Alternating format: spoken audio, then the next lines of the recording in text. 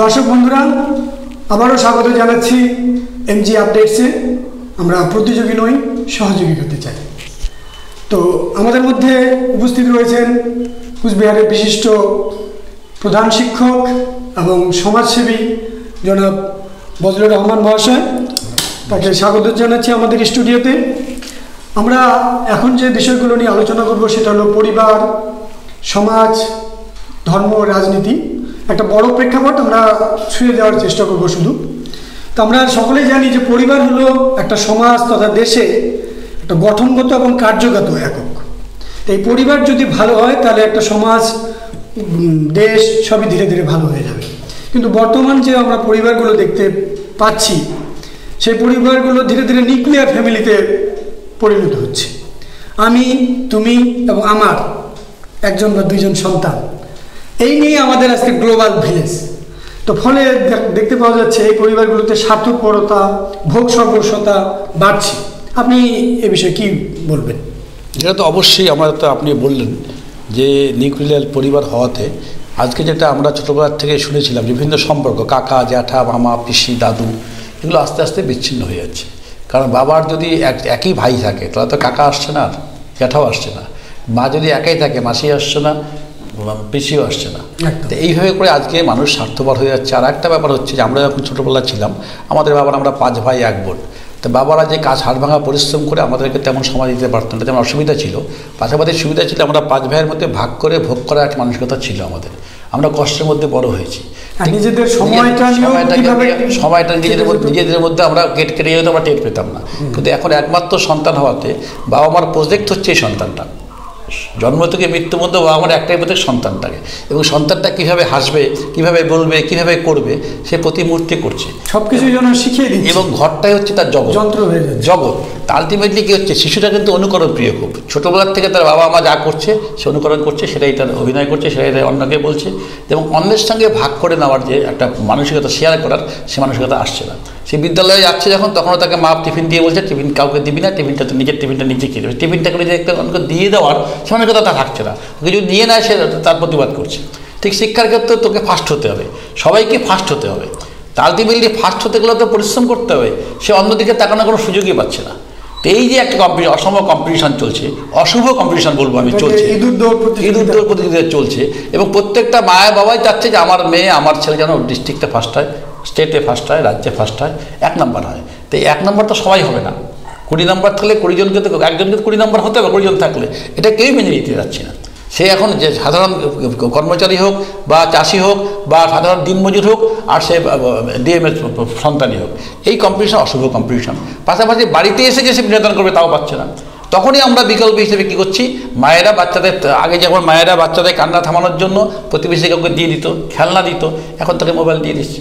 আর mobile যখন বাচ্চা mobile দিচ্ছে, দিয়ে টিভির সামনে বসে দিচ্ছে, মোবাইল দিয়ে দিচ্ছে, সে মোবাইল আর টিভি দেখে চলে যাচ্ছে। মোবাইল টিভি সে কী করছে, মা যখন চলে যাচ্ছে তখন তো ইচ্ছা মতো আস্তে আস্তে আস্তে, প্রথম দিকে সে বুঝতে পারছে না, তারপরে সে বুঝতে ইচ্ছা মতো তার জায়গায় চলে যাচ্ছে। এবং তার যেটা পছন্দ সেটাই, তার পছন্দ দেখবেন আপনি কার্টুন, নাচ, গান, আপনি অপেক্ষা করে দেখবেন, এটাই চলছে। কিন্তু মায়েরও কোনো বিকল্প নেই, কারণ মার তো বাড়িতে কেউ নেই। তো মাকেও কী করতে হবে, সময়ের মধ্যে স্কুল যেতে হবে, সময়ের মধ্যে কাজ করতে হবে, বাবাকে যেতে হবে, সেজন্য তার বাচ্চাটাকে ওখানে রেখে চলে যাচ্ছে। পরবর্তীতে সে কী করছে, স্কুল কলেজ চলে যাওয়ার পরে সে মাসিকে দিয়ে যাচ্ছে, কাজের মাসিকে দিয়ে যাচ্ছে। কাজের মাসির যে কালচার, সেই কালচার থেকে উঠে আসছে। মাসি কখনো নিজের মতো হতে পারে না। সে বাচ্চাকে দুধ খাওয়ানো দিয়ে যাচ্ছে, দুধ নিজে খেতে পারে, বাচ্চাকে সে রেখে এসে ঘুমিয়ে পড়ছে। তা আলটিমেটলি কী হচ্ছে, এই কালচারে যে বড় হচ্ছে। আর একটা জিনিস মনে রাখবেন, কালকে আলোচনায় খুব একজন ভালো কথা বলেছিল যে আমরা একটা বাচ্চাকে বাড়িতে সামাল দিতে পারি, বাবা মা সামাল দিতে পারছি না। তো স্কুলে পাঠাচ্ছি, একটা দিদিমণির কাছে 30টা বাচ্চা কী করে সামাল দেবে, একটা মাস্টারমশাই 30টা বাচ্চাকে কীভাবে সামাল দেবে। আমি আমার বাচ্চাটাকে বাবা মা মিলে সামাল দিতে পারছি না। আমরা স্কুলে দিয়ে, এখানে একটা বিষয় আছে, বাবা মা সবসময় থাকে জন্য বাবা মাকে অতটাই হবে না, ঠিক আছে, বা টিচারদেরকে অবশ্যই। কিন্তু সেখানে যদি সেখানেও দেখা যাচ্ছে প্রাইভেট স্কুলে মানসিকতা বেশি হচ্ছে। সেখানে তারা যে রেমুনারেশন পাচ্ছে, যে পয়সা পাচ্ছে, যে সময় পাচ্ছে, তাতে তারাও তাদের আদর্শ নীতি পরিপূর্ণ প্রস্তুতি পাচ্ছে না। যাই তার মধ্যে তো হচ্ছে, কিন্তু মানুষ স্বার্থপরতা বেড়ে যাচ্ছে এবং সমাজে এটা ভবিষ্যতে প্রচণ্ড বড় ধরনের একটা বিপদ, ক্রাইসিস তৈরি করছে। কোনো বিকল্প যারা সমাজবিদ তারা চিন্তা করা দরকার, আমরাও যেটা যেটা বুঝেছি বিকল্প একটাই, যে আমাদের বেশি বেশি বিশেষ করে বর্তমানে এক বছরের মধ্যে যেটা হচ্ছে লকডাউন হওয়াতে মানুষ বাচ্চারা বাড়িতে বসে যাচ্ছে, এই একজনে অনেক মানে এই এক বছরে কয়েক বর্ষ আমরা পিছিয়ে গেলাম, যে বাচ্চারা অন্যের সঙ্গে শেয়ার করা মানসিকতাটাই হারিয়ে ফেলছে এই লকডাউন পিরিয়ডে। এটা একটা প্রকৃতির খেলা। একটু অন্য বিষয়ে আলোচনা করতে চাই, সেটা হলো মনে করুন একটা ছেলে বিয়ে করলো, বিয়ের পরে তার বিয়ের আগে যেখানে সেন্টার অফ অ্যাট্রাকশন বা ভার কেন্দ্র সেটা ছিল বাবা মার কাছে, পরে বিয়ের পর দেখা যাচ্ছে বেশিরভাগ ক্ষেত্রে সেই সেন্টার অফ অ্যাট্রাকশনটা চলে যাচ্ছে শ্বশুর বাড়িতে। তো এটাকে আপনি সমর্থন করেন বা এটার কারণ কি মনে করেন? মানে আমি বলছি এই কারণে, মনে করেন এখন বাবা মাদের সাথে একসাথে থাকা যাচ্ছে না, সেটা চাকরির সূত্রে হতে পারে, ব্যবসার কারণে হতে পারে, আলাদা থাকতে হচ্ছে, কিন্তু সেন্টার অফ অ্যাট্রাকশনটা চেঞ্জ হয়ে যাচ্ছে, শিফট হয়ে যাচ্ছে বিয়ের পরে। তো এটা মানে বেশিরভাগ ক্ষেত্রে এবং এটা দেখা যাচ্ছে, এটার কারণ কি? ওই প্রথম যে কথাটা বললাম, আমার যদি 3টা বাচ্চা থাকতো, 2টো বাচ্চা থাকতো, একটা ছেলে একটা মেয়ে, তাহলে ছেলেটার যেমন আমি অবস্থাটা বুঝতাম, মেয়েটা আমাকে চিন্তা করতে হবে যে ছেলেটা একটা বউ নিয়ে আসবে, মেয়েটাকে বন্ধের ঘরে দেবো। কিন্তু আমার যখন একটাই মেয়ে থাকবে, আমি চিন্তা করবো এই মেয়েটাকে দিয়ে আমি, দেখবেন আপনি লক্ষ্য করবেন যারা একটা মেয়ে আর্থিক অবস্থা ভালো, তারা মেয়েদেরকে মাঝে মধ্যে ছেলেদের পোশাক পরিয়ে দেয়, লক্ষ্য করবেন। এর কারণটা কি? তার সুপ্তি ইচ্ছা যে আমার একটা ছেলে থাকুক, সেটা বিকশিত করার জন্য মেয়েকে ছেলের পোশাক সাজিয়ে চেষ্টা করে। ঠিক তেমনি করে এই মেয়েটাকে দিয়ে জামাইকে সে ছেলে বানাবে, শুরুর থেকে তার মানসিকতা এই থাকবে যে আমাদের মেয়েকে বিয়ে জামাই হবে, আমার ছেলে নেই ছেলে হবে।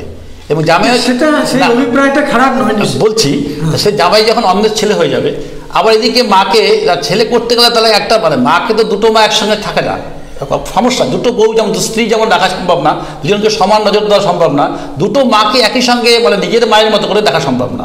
তখন অটোমেটিক আমার যেটা ধারণা, এটা আমার ব্যক্তিগত ধারণা, অটোমেটিক্যালি কী হয়, তার মিসেস সবসময় চাবে যে আমার শ্বশুরবাড়ির সব ব্যাপারটা প্রায়োরিটি দিতে হবে, আমার বাপের বাড়ির ব্যাপারটাকে।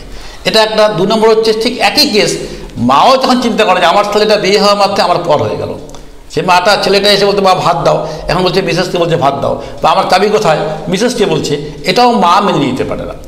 এটা একটা কারণ, যে কারণে কী হচ্ছে, ছেলে আস্তে আস্তে মাঠ থেকে দূরে চলে যাচ্ছে। ধরুন একটা উদাহরণ দিচ্ছে, আমাদের এক বন্ধু একটা উদাহরণ দিয়েছিল যে বিয়ের আগে যদি ছেলেকে মা বলতো যে আমার জন্য একটু সুপারি আর পান নিয়ে আসিস, তো সারাদিন ধরে বাজার করে ছেলে এলো, পান সুপারি এলো না, ছেলেকে একটা ধাওয়া দিল যদি আনিস যে কেন, কালকে নিয়ে আসবি, এটা মা কিন্তু অনবল করে দিল। কিন্তু বিয়ের পরে যদি ছেলেকে বলে আর যদি না নিয়ে আসে, তখন সে বলবে বউ বোধহয় না বলেছে। আচ্ছা, বউ জানে না কিছু, মার ধারণা হবে যে বউ মার পান সুপারি আনতে না বলেছে, আলটিমেটলি বউ কিছুই জানে না, কিন্তু মার ওই মানসিকতা তৈরি হয়, দুই পক্ষ থেকেই একটা মিসআন্ডারস্ট্যান্ডিং। ছেলেরা এই সময় বিপদে পড়ে, সত্যি খুব সমস্যা হয়। এখন বউকেও রাখতে হচ্ছে, কারণ ঘরে ঢুকে তার বউয়ের সঙ্গে সম্পর্ক আছে, এদিকে মাকেও ছাড়তে পারছে না। এই ক্ষেত্রে ছেলেদের সত্যি খুব অসহায় মনে হয়, এবং ঘুরতে ঘুরতে একটা কাতালে পরে মারাই চায় যে ঠিক আছে তুই আলাদা হয়ে গিয়ে শান্তিতে থাক, এরকম অনেক ক্ষেত্রে মারা চায়। এটা আজকে হচ্ছে, এটা একমাত্র কারণ হচ্ছে যে একাধিক সন্তান থাকতো। আজকে চীনের ক্ষেত্রে আপনি লক্ষ্য করবেন, আগে 1 সন্তান ছিল, এখন 2 সন্তানের তারা পারমিশন দিচ্ছে। তো ওই একটাই কারণ, জনসংখ্যা কমে যাচ্ছে, যুব সমাজ কমে যাচ্ছে, যুবশক্তি কমে যাচ্ছে। আমাদের সমাজে আমার মনে হয় যে 2জন বা 3জন সন্তান যদি থাকতো, তাহলে এই সমস্যাগুলো অনেকটা কমে যাচ্ছে। যখন আরেকটা জিনিস মনে রাখবেন, যখন আগে ভাই বোন থাকতো, ভাই কোনো ক্রাইসিস হচ্ছে, বোন কিন্তু সবচেয়ে বড় বন্ধু হতো তার, কিন্তু এখন তার শেয়ার করার কেউ নেই। কার সঙ্গে শেয়ার করবে? বোন যদি বিপদে পড়ে আরেকটা বোন তাকে হেল্প করবে, বা একটা ভাই দাদা তাকে হেল্প করবে, তার সে কেউ নেই। আর এই আধুনিক যুগের আধুনিক সমস্যা, এবং তার বাবা মাকে সে কিন্তু সব কথা বলতে পারছে না, বাবা মা অনেক দুজন দূরে আছে। যে ভাই বোনের মধ্যে যে আত্মিক সম্পর্ক, আমার নিজের ছেলে এবং মেয়ে আছে, আমি নিজে দেখি যে আমরা অনেকটা সেফ, তারা নিজেদের মধ্যে অনেক সমস্যার সমাধান করে দিচ্ছে, আমার কাছে আসছে না। কিন্তু আমি চিন্তা করি যদি আমার একটা মেয়ে একটা ছেলে থাকতো, সমস্যা সমাধান আমাকে সমস্যা সমাধান করতে হতো, কিন্তু আমার করতে হচ্ছে না। আমি নিজের জীবন দিয়ে বলছি যে প্রত্যেকেরই মনে হয় এটা নতুন করে ভাবা দরকার যে আমাদের ছেলে মেয়ে দুটো থাকা দরকার, মানে একটা থাকলে এই সমস্যাগুলো হচ্ছে। এবং সে একটা মনে রাখবেন, একটা পুরুষ একটা নারী প্রকৃতিগত আলাদা, একটা অন্য সম্প্রদায় অন্য সংসার থেকে আসছে, যখন সে দুজনে একখানে মিলন হচ্ছে, তখন ওই পুরনো অভ্যাস ওই পুরনো কালচার মিলতে কতদিন সময় লাগবে, সেই সময়টা আমাদের দিতে হবে। দুটো ব্যক্তির শিক্ষা কালচারের সমস্যা থাকবে, আর্থিক সমস্যা থাকবে, পারিবারিক শিক্ষা গণ্ডগোল থাকবে, সেটাকে অ্যাডজাস্ট করতে বেশ কিছুদিন সময় লাগে। সেই সময়টা আমরা দিই না, আমরা প্রথম দিন থেকে যাচ্ছি যে আমার মতো করে চলবে।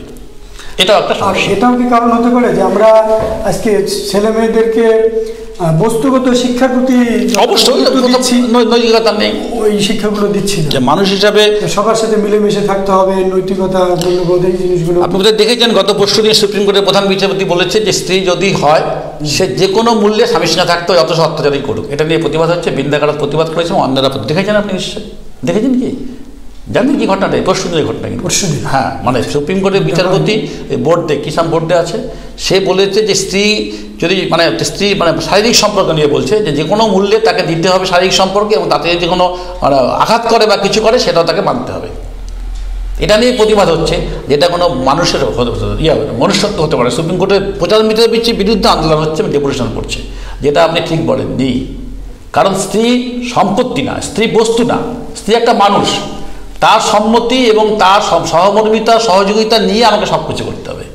এবং এটা ইসলামে এই কথাটাই বলা আছে, স্ত্রী তোমার সম্পত্তি না। ইসলামে আরেকজনের পোশাক, পরিপূরক বলছে, ইসলামে বলছে একজন আরেকজনের পোশাক, একজন আরেকজনের পরিপূরক। তা আজকে এটাই হওয়া উচিত। সুপ্রিম কোর্টের প্রধান বিচারপতি আজকে এই রায় দেওয়ার পরে পরবর্তীতে আজকে আন্দোলন হচ্ছে, আপনি দেখবেন আজকের কালকে থেকে দেখবেন। এটা তো ঠিক না। আজকে তাহলে সুপ্রিম কোর্টের প্রধান বিচারপতি কারা হয়? যারা সমাজের সবচেয়ে বিজ্ঞ, তাদের মধ্যে যদি এই ধারণা তৈরি হয়, সাধারণ মানুষের মধ্যে কী হবে? এবং ইসলামে এই যে তালাক প্রথা আছে, এটা একমাত্র আরও একটা কি ব্যাপার এইরকম মনে হয় না, এই যে এখনকার দিনে সবাই, আগেকার দিনে পুরুষতান্ত্রিক সমাজ যদি বলি সেটা বেশি অত্যুক্তি হবে না, কিন্তু এখন নারী স্বাধীনতার নামে যেটা হচ্ছে, হ্যাঁ, সব ক্ষেত্রেই নিজেদের মতামত প্রকাশ করে, সেটাও খারাপ নয়, কিন্তু লিমিটটা কোথায় ঠিক, কার কত দূর অধিকার, সেই সীমারেখাটা কিন্তু কেউ টেনে দেয়নি। ফলে আজকে এক একটা করে পরিবার হয়ে যাচ্ছে বাইপোলার, মানে বা বলা যায় ডাবল ইঞ্জিনের মতো। একটা ট্রেনের যদি দুটো ইঞ্জিন থাকে সেরকমটা হয়ে যাচ্ছে, একটা ইঞ্জিন এদিকে টানছে তো আরেকটা ইঞ্জিন এদিকে টানছে, ফলে সমস্যাগুলো আরও মনে হয় প্রকট হয়ে যাচ্ছে। তো এটা ধরুন আমি একটা রুট থেকে বলতে ইচ্ছা করছে যে ধরুন আজকে একটা পরিবারে বাবা মা দুজন আলাদা থাকে, তার একটা সন্তান হলো, ছেলে হতে পারে মেয়ে হতে পারে। যদি একটা ছেলে হয় তাহলে বাড়ি থেকে দুটো ছেলে একটা মেয়ে হলো, কিন্তু মানে বাবা ছেলে একদিকে হয়ে গেল, মা একদিকে হয়ে গেল, আলটিমেটলি ওনাকে তো অসম প্রতিযোগিতা শুরু হলো। সবসময় ছেলেরা ছেলের সুবিধার দিকে কথা বলবে, তা বাবা মা একখানে হয়ে গেলো, বাবা ছেলে একখানে গেলো, মা। আর যদি মেয়ে হয় উল্টোটাই হচ্ছে, মা মেয়ে দেখবেন সবসময় একটা টিউনিংটা খুব ভালো থাকে, বাবাকে প্রতি মুহূর্তে সে বিভিন্ন ব্যাপারে অসহযোগিতা করছে। কারণ হচ্ছে একটাই, ঠিক এই কেসটাই হচ্ছে সমাজের সমস্যা আমার মনে হয়। যদি সেখানে দুটো ছেলে, একটা ছেলে একটা মেয়ে থাকতো, সম হতো, যেমন ছেলের পক্ষে বলে মেয়েটাও তার পক্ষে বলে যে না, ছেলের পক্ষে বলে আপনার মেয়ের পক্ষে কথা বলতে হবে। ঠিক এই সমস্যাটা যে মূল সমস্যা, যে আমাদের সমাজে যেটা বলছে ডমিনেট করছে মেয়েরা। কারণ মেয়েদেরকে ডমিনেট করার ক্ষেত্রে আজকে পরিষ্কার কথা বলছি যে আগে সেনাবাহিনীতে মেয়েরা থাকতো না, সীমান্তরক্ষে মেয়েরা থাকতো না, কিন্তু আজকে শিক্ষকতার দিক থেকে অন্যান্য দিক থেকে অনেক পিছিয়ে ছিল। মেয়েদের 30%, 35% সংরক্ষণ করা হচ্ছে, মেয়েদের এগিয়ে নেওয়া, যেটা খুব ভালো একটা প্রয়াস। কিন্তু পাশাপাশি শারীরিক জৈবিক কিছু সমস্যা থাকে মেয়েদের। পুরুষ নারীদের সম্পর্ক আজীবন সম্পর্ক, আমরা ইতিহাস, শিল্প, সাহিত্য অনেক নোবেল আমরা দেখেছি যেটা তৈরি হয়েছে। আজকে সিরি ফরাদ, লায়লা মজনু এরকম ধরনের মেলা কিছু তৈরি হয়েছে, যেটা কিন্তু এটাকে অস্বীকার করা যাচ্ছে না, মানুষের জৈবিক চাহিদাকে অস্বীকার করা যাচ্ছে না। কিন্তু যখন মনে রাখবেন যে এই যে ইসলামে বলা হচ্ছে নারীরা একা না চলাই ভালো, এই জন্যই বলা হচ্ছে সঙ্গে পুরুষ থাকা দরকার। মানুষের যখন জৈবিক চাহিদা কোনো একটা সময় আসবে, তখন কিন্তু সে কোনো দিকেই তাকাবে না, তারপরে কী হবে তাকাবে না। সেই সব ক্ষেত্রে আজকে একটা সীমান্তরক্ষীর বাহিনীর মধ্যে 10টা পুরুষ মানুষের মধ্যে একটা মহিলা যদি থাকে, তার সমস্যা তৈরি হবে এবং কামনা বাসনা তার থাকবেই, তখন সব ভুলে যাবে। সেই জন্য সেই সব ক্ষেত্রে ব্যালেন্স করা দরকার। তা আজকে আমরা যারা চাচ্ছি, প্রথমে দিকে কথা বলছি, আমি আমার ব্যক্তি জীবনে বলছি, আমি একটা প্রশ্ন করেছিলাম, আমি যখন দক্ষিণ কারাবাই থাকতাম, নাইট গার্ড দিতে হবে, সব বাড়ির ছেলেরা দেবে, কেন মেয়েরা কেন দেবে না? বললাম মেয়েরা নাইট গার্ড দিতে হবে না, কেন? প্রশ্নটা আসবে, কিন্তু নাইট গার্ড আমাদের পাড়ায় একটা ভ্যালেন্টাইন নাইট গার্ড দাঁড়িয়ে হলো, সব বাড়ির ছেলেরা পেটা থেকে ঘুমাবে। তাহলে আমরা আবার স্কুলের ক্ষেত্রে তারা বেতনের ক্ষেত্রে সমবেতন পাচ্ছে, কাজের ক্ষেত্রে কাজে যাচ্ছে, তাই কেন তারা যাবে না? তখন প্রশ্নটা একটা, আমরা বুঝি এটা নাইট গার্ড একটা ছেলে মেয়ে যদি থাকে আর 10টা ছেলে থাকে, ওই সমস্যা তৈরি হবে এবং হচ্ছে। আজকে যতগুলো অশ্লীল ঘটনা ঘটছে, ওই রকম সুযোগ অবস্থায় অপব্যবহার হচ্ছে। তো এই জন্য মানসিকতা তৈরি করতে হবে, পাশাপাশি একটা ব্যালেন্স তৈরি করতে হবে। নারীরা করুক, কিন্তু নারীদের ক্ষেত্রে আর ইসলামের ক্ষেত্রে বলছে নারীরা সবসময় একক সিদ্ধান্ত নিতে গেলে ভুল হয়, ইসলামের ক্ষেত্রে বলছে তা সহ সিদ্ধান্ত নিতে হবে। তাই নারীরা এগিয়ে যাক, ক্ষতি নেই, কিন্তু নারীদের সঙ্গে সঙ্গে পুরুষদের এগিয়ে নিয়ে যেতে হবে। শুধু নারীদের যদি এগিয়ে নিয়ে যাই, একটা দিন দেখা যাবে যে সমস্যা তৈরি হবে, যেটা আজকে হচ্ছে। আইনগত দিক দিয়ে নারীরা অনেক বেশি সিকিউর, কিন্তু সেটা ঠিক আছে, কিন্তু আইনগত প্রায়োরিটি পাইতে গিয়ে যে নারীদের যে নারী স্বাধীনতার নামে স্বেচ্ছাচারিতা হচ্ছে, সেটার দোষ ক্ষতি হচ্ছে পুরুষদের ক্ষেত্রে। আজকে আমি একটা উদাহরণ দিয়ে বলছি, সুপ্রিম কোর্টের একজন বিচারপতি, আমরা কি দিই যে নারীদের স্বাধীনতা থাকবে, সে বিচারপতি নিজে জেলে গেল, কেন গেল? যে তার সে দিল্লি কলকাতায় বাড়ি বিচারপতি, মিসেস কলকাতায়, সে দিল্লি চলে গেল, এবার দিল্লি থেকে ছেলে মেয়েকে ভর্তি করলো, সে এখন কলকাতা বদলিয়ে আসলো, তো বিশাল বাড়ি বিশাল প্রভাব, মিসেস বলছে না আমি কলকাতা যাবো না, আমি দিল্লিতে থাকবো। এবার কী করবেন আপনি? সে দিল্লিতেই থাকবে, তখন তার উপর শারীরিক অত্যাচার করা হলো, তার ছেলেকে কলকাতা নিয়ে আসবে, সে বিচারপতি বাধ্য হলো, তখন সে বিচারপতি ওই দোষে দুষ্ট হলো। কিন্তু আজকে যদি নিজেদের সহযোগিতা থাকতো না, আমার স্বামী যখন চাচ্ছে দিল্লি থেকে সুবিধা অসুবিধা, নিশ্চয়ই তার বিচারপতির অসুবিধা ছিল, কলকাতা তার নিজেদের বাড়িতে আসতে দেবে না। এটা কিন্তু স্বেচ্ছাচারী, এটা স্বাধীনতা না। তা আজকে এর বিরুদ্ধে আজকে নারীর 398 ধারা যেটা আমরা বলি নারী নির্যাতন, অনেক ক্ষেত্রে নারীদের জন্য দায়ী হয়, অনেক ক্ষেত্রে পুরুষের, সেটা মানসিকতার পরিবর্তন হয়। সব ক্ষেত্রেই যে পুরুষরাই দায়ী এটা কিন্তু ঠিক নয়। কথা বলতে উল্টোটাই ঘটনা ঘটছে, পুরুষরাই এখন নারীদের অত্যাচার করছে, না নারীরাই পুরুষদের অত্যাচার করছে হচ্ছে। আরেকটা দিনের পর দিন আজকে এতদিন আমরা বিদেশে শুনে আসতাম, কিন্তু এখন ভারতের মতো দেশে শোনা যাচ্ছে যে বৃদ্ধাশ্রমের সংখ্যা ধীরে ধীরে বাড়ছে। ঠিক, এটার কারণ কি মনে করেন? ওই একই কথা, নৈতিক মূল্যবোধ। আমার বাবা আমার মা আমাকে কত কষ্ট করে মানুষ করেছে, যখনই সে একটা বিদেশে আমরা দেখি 18 বছরের পরে ছেলে মেয়েদের কন্ট্রোল বাবা আমার থাকে না, যা স্বাধীনভাবে করতে পারে, আমাদের কিন্তু তাই হচ্ছে। ওই যে কথা বললাম যে আমার বাবা আমার মা আমাকে মানুষ করেছে, বড় করেছে, তার সর্বস্ব দিয়ে করেছে, সেই নৈতিকতাটা, সেই ধর্মীয় শিক্ষাটা যদি না থাকে, তখন সে ভাবছে যে আমার বাবাকে এমনও দেখা যাচ্ছে, সে বৃদ্ধাশ্রমে ডাকছে, এটা যদি বাবা মা কিছু করে না, ছেলে বড় অফিসার হয়েছে, বড় ব্যবসায়ী হয়েছে, তার কামায় এসে বাড়ি করেছে, ঘরে করেছে, সেখান থেকে না মাকে নিয়ে গিয়ে রাখলো বৃদ্ধাশ্রমে, সেটাও মানা যেতে পারে। কিন্তু বাবা মার সম্পত্তি, বাবা মার বাড়িতে থেকে, বাবা মার সম্পত্তির থেকে বাবা মাকে বাড়ির থেকে বের করে দিয়ে আজকে বৃদ্ধাশ্রমে নিয়ে দেওয়া হচ্ছে বউ আসার পরে বা পরবর্তী অনেকগুলো পরিস্থিতিতে। আমি বউ আসার তো বলবো না, ছেলেরও তো আছে। তো এটা কিন্তু খুব খুব বাজে লক্ষণ এবং এটা সমাজের একটা ধ্বংসের কারণ। কারণ আমরা জানি ইসলামে বলা হচ্ছে বাবা মার বদদোয়া ছেলেদের জন্য ডাইরেক্ট লাগবে, ইসলামের কথা বলা হচ্ছে। তার মানে আমরা যদি দেখি আজকে আমাদের সমস্যাগুলো মানে